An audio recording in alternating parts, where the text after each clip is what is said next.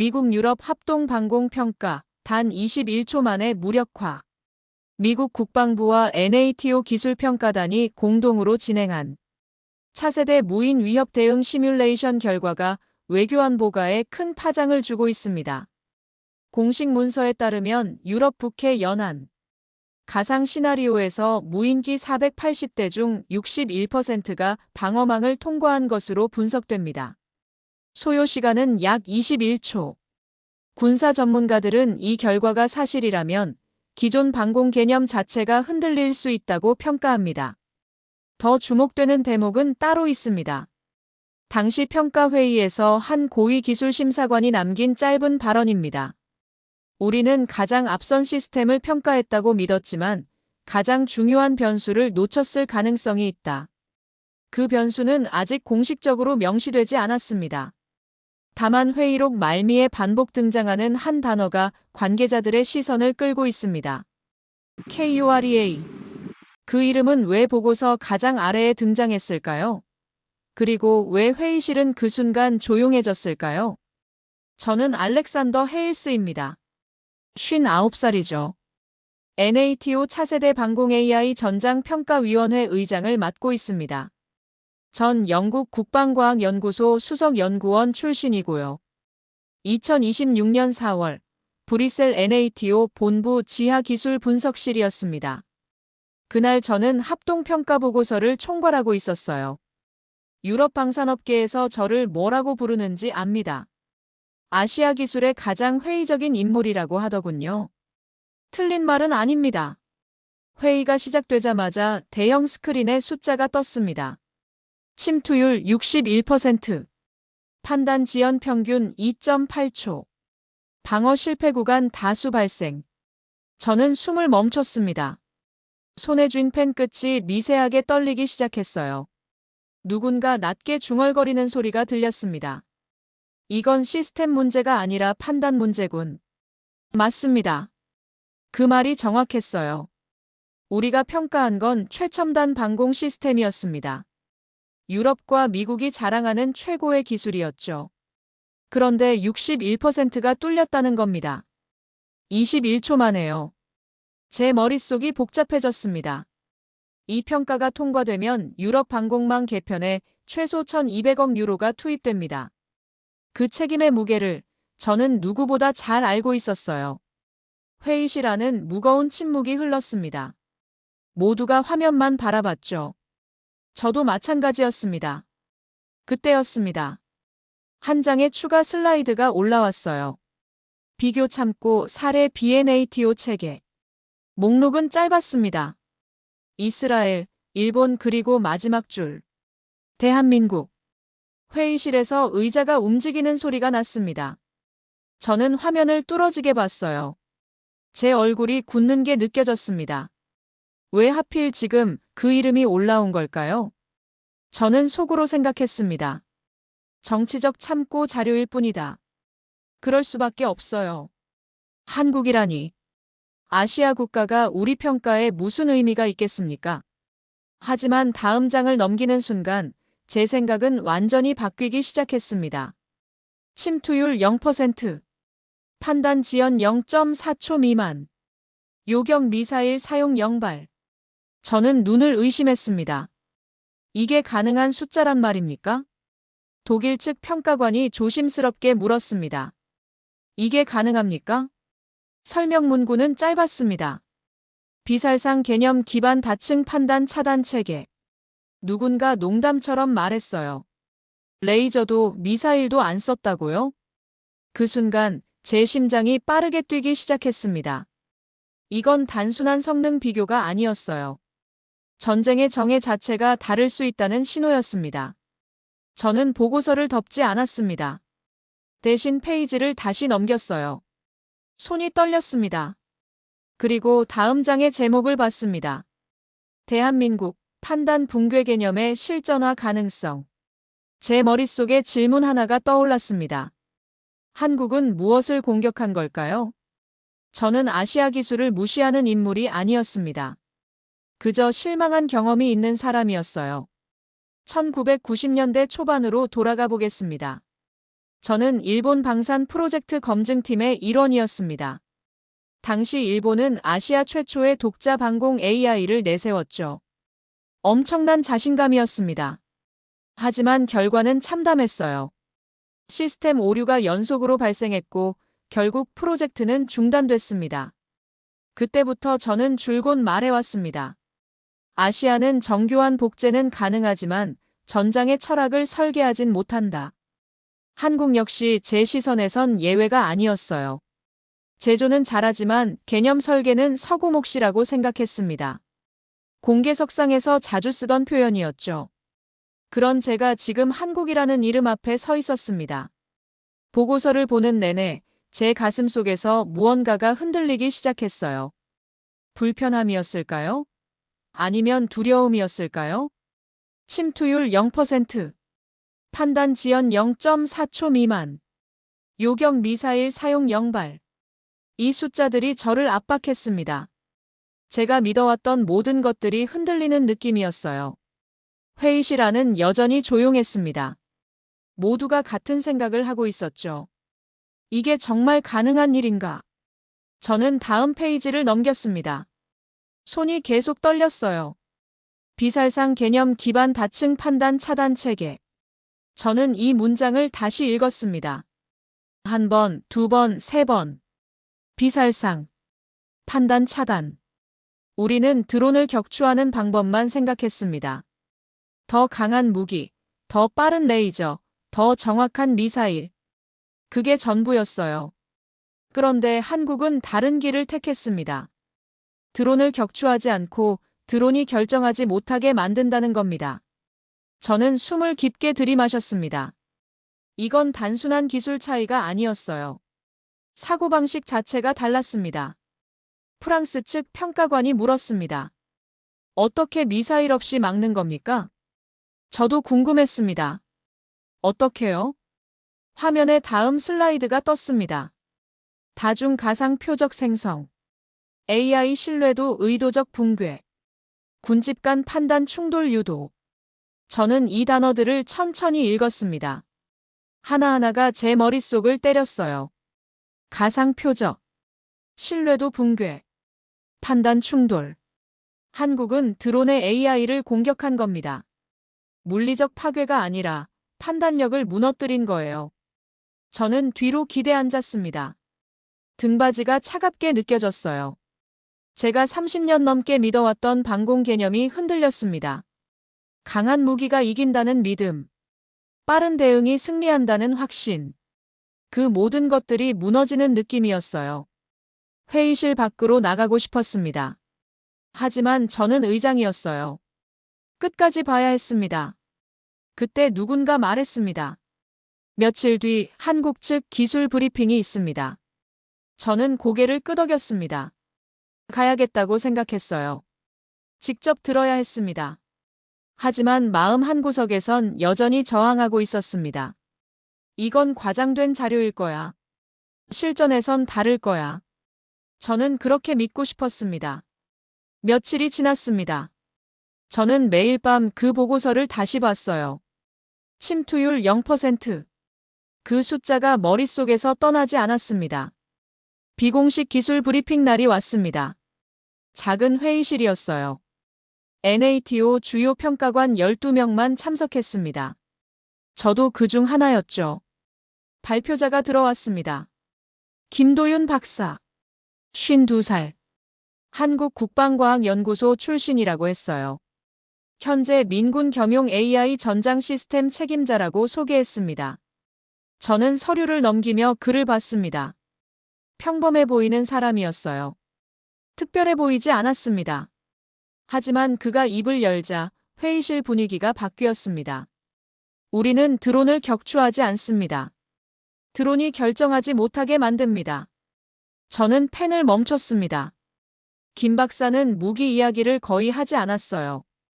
대신 철학을 말했습니다. 회의실에 작은 웃음이 났습니다. 저도 입꼬리를 올렸어요. 철학이라니. 전쟁터에서 철학이 무슨 소용입니까? 하지만 다음 슬라이드가 올라오자 웃음이 사라졌습니다. 김 박사가 말했습니다. 드론 군집은 AI로 판단합니다. 서로를 인식하고 목표를 공유하고 경로를 조정하죠. 이 모든 게 신뢰를 기반으로 합니다.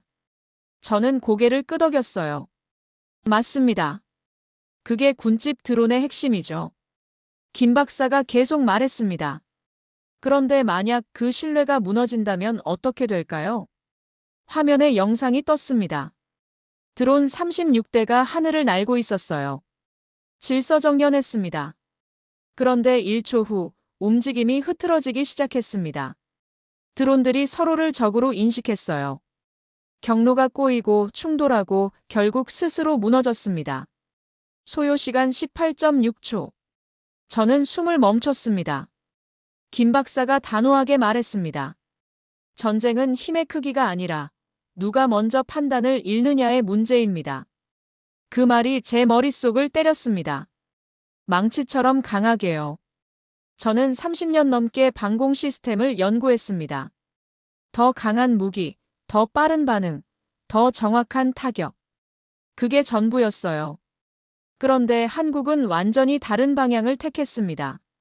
무기가 아니라 판단을 공격한 겁니다. 영상이 계속 재생됐습니다. 드론들이 스스로 무너지는 모습이 반복됐어요. 저는 화면을 뚫어지게 봤습니다.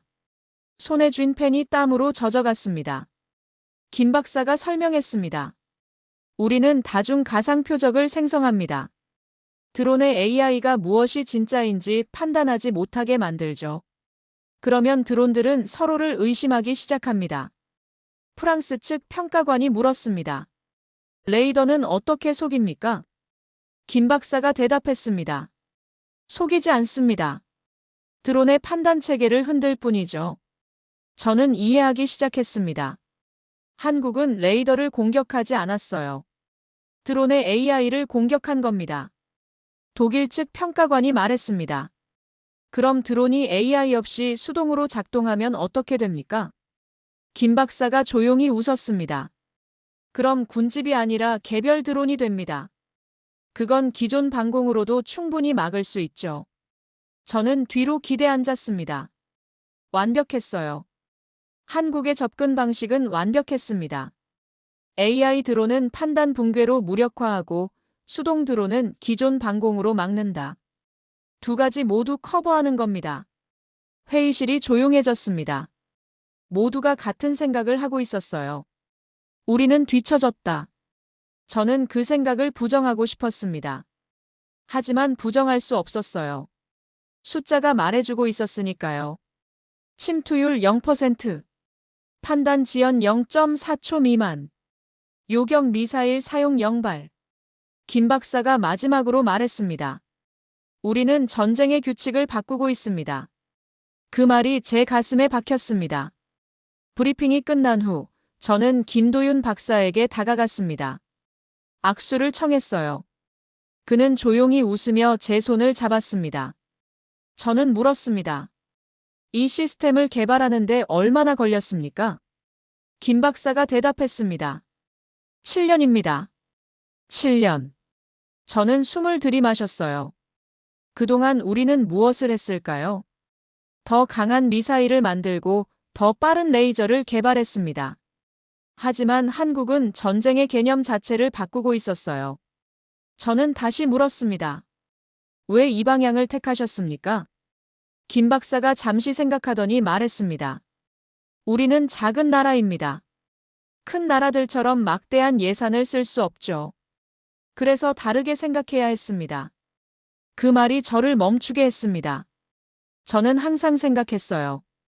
유럽과 미국은 기술 강국이다. 아시아는 따라오는 쪽이다. 하지만 김 박사의 말을 들으니 제가 얼마나 오만했는지 깨달았습니다.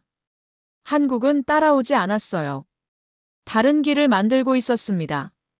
김 박사가 계속 말했습니다.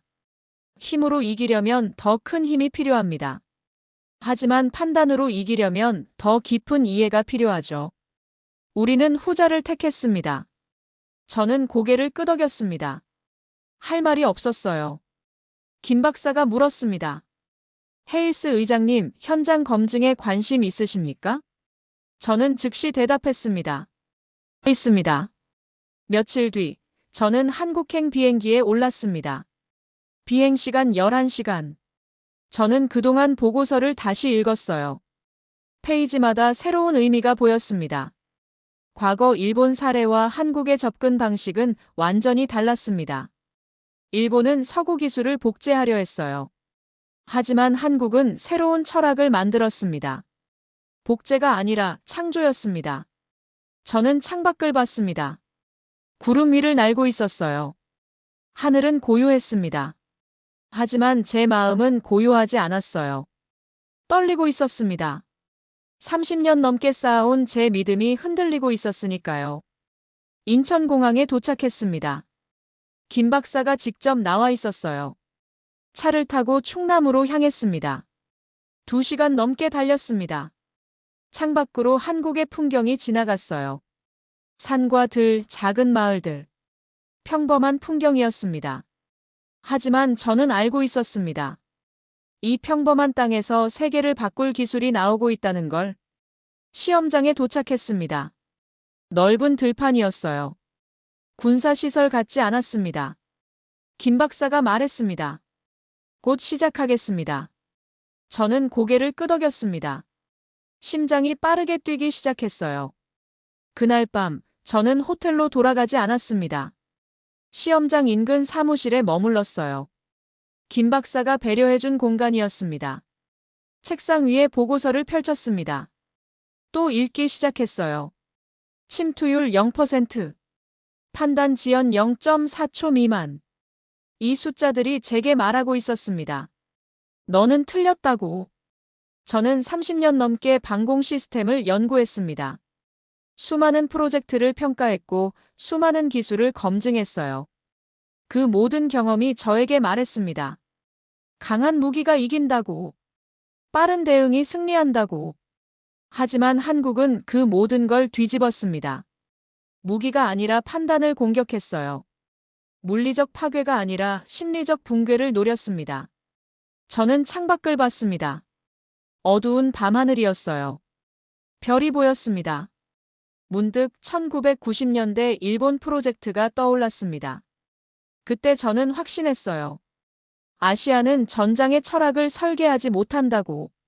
하지만 지금 한국 앞에서 그 확신이 산산이 부서지고 있었습니다. 전화가 울렸습니다. 아내였어요. 저는 전화를 받았습니다. 오늘 회의 잘 됐어? 아내의 목소리가 따뜻했습니다. 저는 잠시 망설였어요. 생각보다 복잡해졌어. 아내가 조용히 물었습니다. 당신이 틀렸을 수도 있다는 생각이 들어서. 그 질문에 저는 대답하지 못했습니다. 아내는 저를 너무 잘 알고 있었어요. 30년을 함께 산 사람이니까요. 저는 한참 만에 입을 열었습니다. 그럴 수도 있어. 아내가 말했습니다. 그럼 배우면 되잖아. 당신은 항상 그래왔어. 저는 눈을 감았습니다. 아내의 말이 가슴에 스며들었어요. 맞습니다. 배우면 됩니다. 인정하고 배우면 돼요. 하지만 쉽지 않았습니다. 30년의 믿음을 내려놓는 건 쉽지 않았어요. 전화를 끊고 저는 다시 보고서를 봤습니다. 김도윤 박사의 말이 떠올랐습니다. 전쟁은 힘의 크기가 아니라 누가 먼저 판단을 잃느냐의 문제입니다. 저는 그 문장을 소리내어 읽었습니다. 1번, 2번, 3번. 읽을수록 깊이가 느껴졌어요. 한국은 전쟁을 다르게 이해하고 있었습니다. 파괴가 아니라 혼란. 폭발이 아니라 붕괴. 저는 펜을 들었습니다. 노트에 적기 시작했어요. 판단 붕괴 개념의 핵심 요소. 적으면서도 제 손이 떨렸습니다. 이건 단순한 기록이 아니었어요. 제 과거를 인정하는 행위였습니다. 제가 틀렸다는 걸 인정하는 거였어요. 밤이 깊어갔습니다. 저는 잠들지 않았습니다. 내일 현장 검증이 있었으니까요. 직접 봐야 했습니다.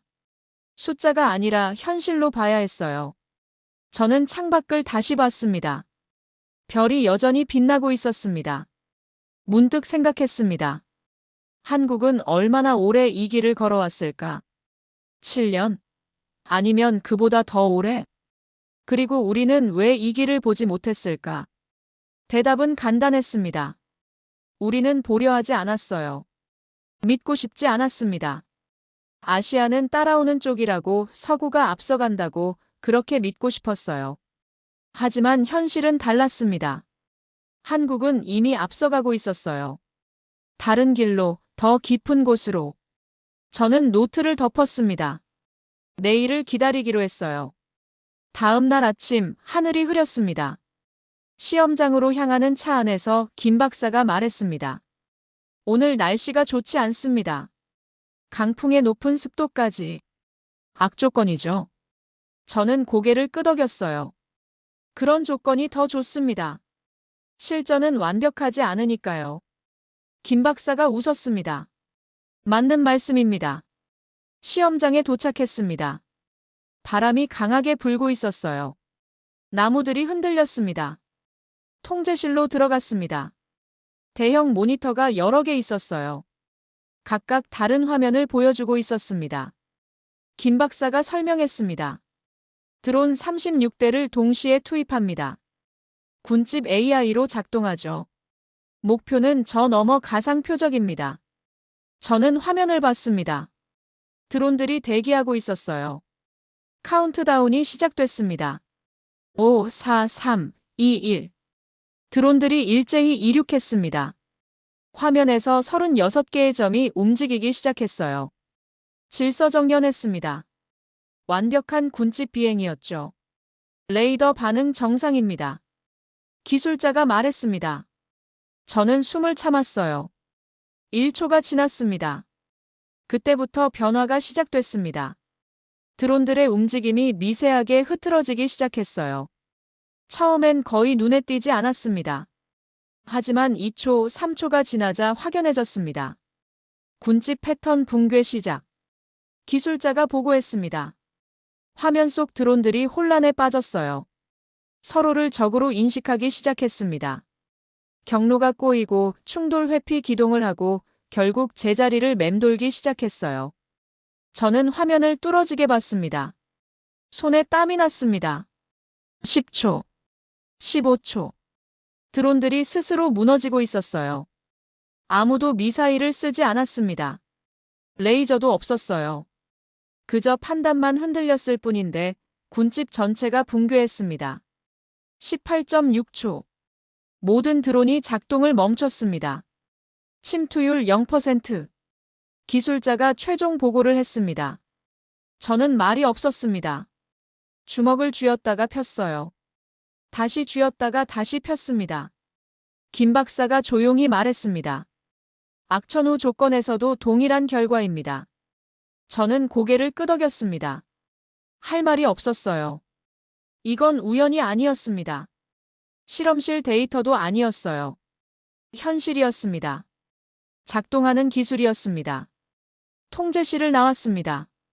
바람이 여전히 강하게 불고 있었어요. 저는 하늘을 올려다봤습니다.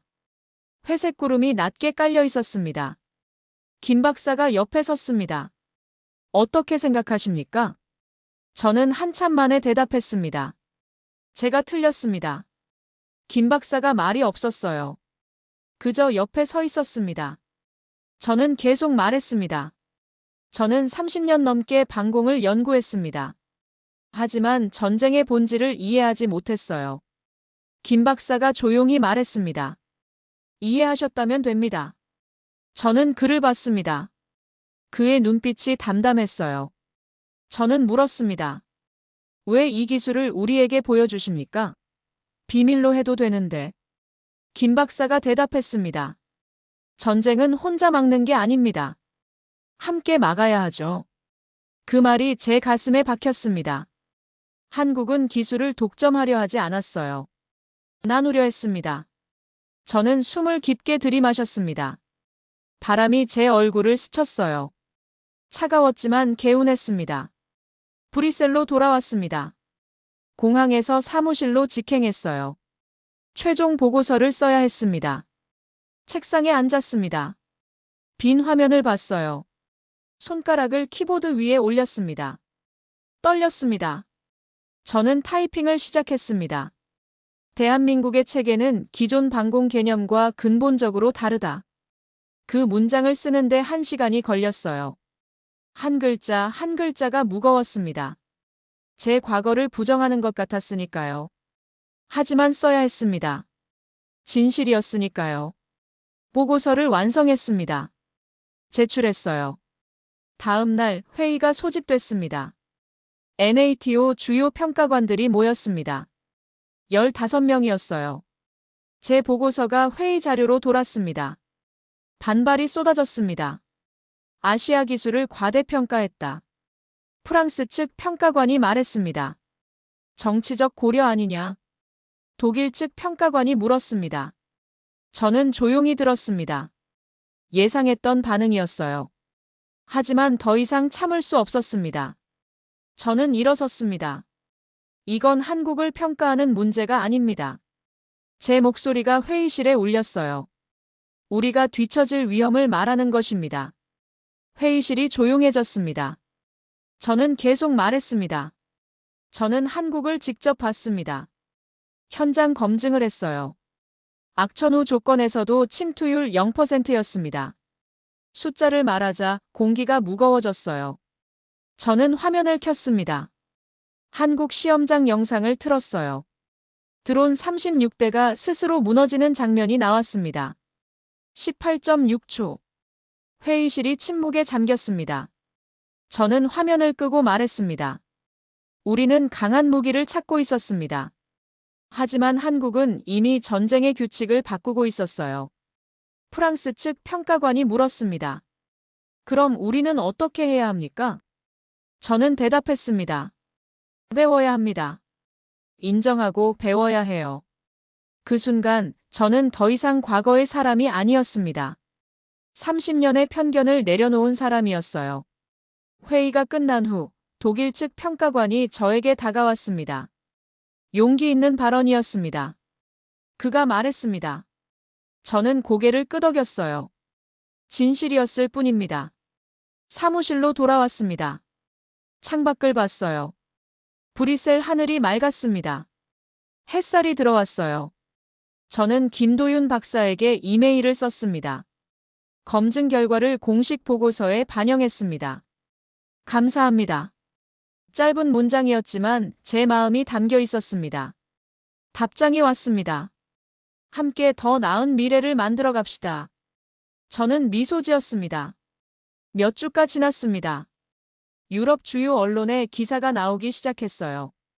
유럽 방공의 최대 변수, 한국식 사고방식, NATO, 아시아 기술 재평가 착수. 저는 그 기사들을 조용히 내려다봤습니다. 사무실 책상 위에 신문들이 쌓여 있었어요. 저는 이제 압니다. 한국은 억울하게 평가받았던 나라가 아니라 아직 이해되지 않았던 나라였다는 걸. 우리가 보지 못했던 것이지 한국이 부족했던 게 아니었어요. 그날 오후 NATO 차세대 전략회의가 열렸습니다. 안건은 하나였습니다. 방공평가 기준 개편안. 제가 발표자였어요. 회의실에 들어서자 모두가 저를 봤습니다. 저는 발표를 시작했습니다.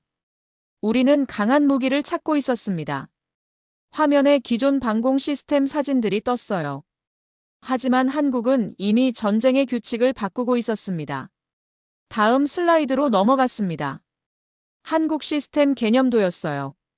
저는 계속 말했습니다. 물리적 파괴가 아니라 판단 붕괴. 폭발이 아니라 혼란. 이것이 차세대 전장의 핵심입니다. 회의실이 조용했습니다. 하지만 이번엔 다른 침묵이었어요. 경청하는 침묵이었습니다. 발표가 끝났습니다. 프랑스 측 대표가 손을 들었습니다. 한국과의 기술 협력을 제안합니다. 독일 측 대표도 동의했습니다. 저는 고개를 끄덕였어요. 좋습니다. 추진하겠습니다. 회의가 끝나고 저는 사무실로 돌아왔습니다. 책상 위에 최종 보고서가 놓여 있었어요. 마지막 페이지를 펼쳤습니다. 거기엔 이 문장이 적혀 있었습니다. 다음 평가 기준을 바꾼다. 저는 그 문장을 한참 바라봤습니다.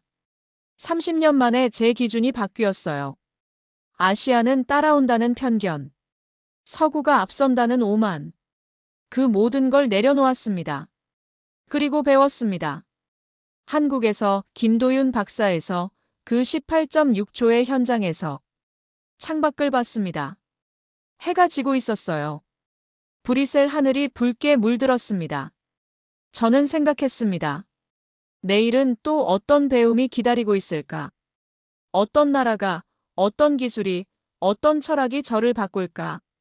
저는 이제 압니다. 배움에는 끝이 없다는 걸. 인정에는 용기가 필요하다는 걸. 그리고 한국은 세계의 새로운 길을 보여주고 있다는 걸.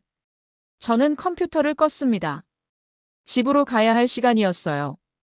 아내에게 말해줘야겠다고 생각했습니다. 당신 말이 맞았어. 배우면 되는 거였어. 저는 가방을 들고 사무실을 나섰습니다. 복도를 걸으며 뒤를 돌아봤어요. 제 사무실 문이 보였습니다. 거기 명패가 붙어 있었어요. 알렉산더 헤일스, NATO 차세대 방공 AI 전장평가위원회 의장. 저는 미소 지었습니다. 그 명패 뒤에 이제 다른 사람이 서 있었으니까요. 편견을 내려놓은 사람, 배우려는 사람, 세계를 다시 보는 사람. 엘리베이터를 탔습니다. 1층으로 내려갔어요. 밖으로 나서자 차가운 바람이 불었습니다. 봄바람이었어요.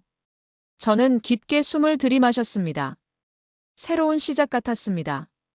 지금까지 감동의 대륙이었습니다. 구독과 좋아요 부탁드립니다.